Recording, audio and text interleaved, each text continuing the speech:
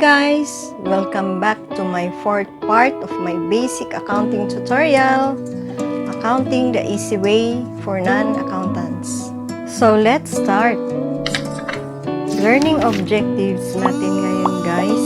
After this tutorial, you should be able to know the basic accounting equation and its components. There are two basic elements of a business: what it owns and what it owes. Assets are the resources a business owns. Liabilities and owner's equity are the rights or claims against these resources. Claims of those to whom the company owes money or the creditors are called liabilities. Claims of owners are called owner's equity. Together, liabilities and equity are the source of funds to acquire assets. The relation of assets, liabilities, and equity is reflected in the following accounting equation. Here is the basic accounting equation.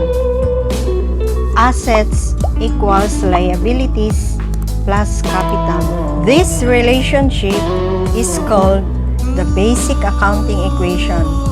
Assets must equal the sum of liabilities and owner's equity. The liabilities appear before owner's equity in the basic accounting equation because they are paid first if a business is liquidated. This accounting equation applies to all economic entities regardless of size, nature of business, or form of business organization. It applies to a small proprietorship such as a corner grocery store as well as to a giant corporation such as, for example, San Miguel Corporation. The equation provides the underlying framework for recording and summarizing economic events. Let's now look at the accounting equation in a more detail. Assets.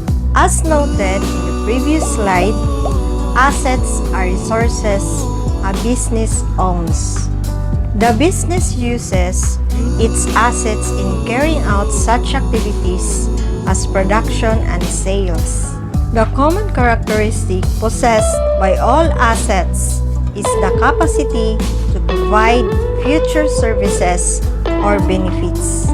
In a business, that service potential or future economic benefit eventually results in cash inflows or in a form of receipts or cash. For example, the term receivable is used to refer to an asset that promises a future inflow of resources. A company that provides a service or product on credit is said to have an account receivable from that customer. Liabilities are claims against assets, that is, existing debts and obligations.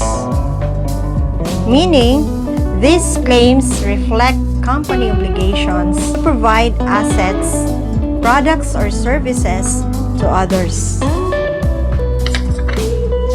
Businesses of all sizes usually borrow money and purchase merchandise on credit. These economic activities result in payables of various kinds. These obligations are called accounts payable. The term payable refers to a liability that promises a future outflow of resources.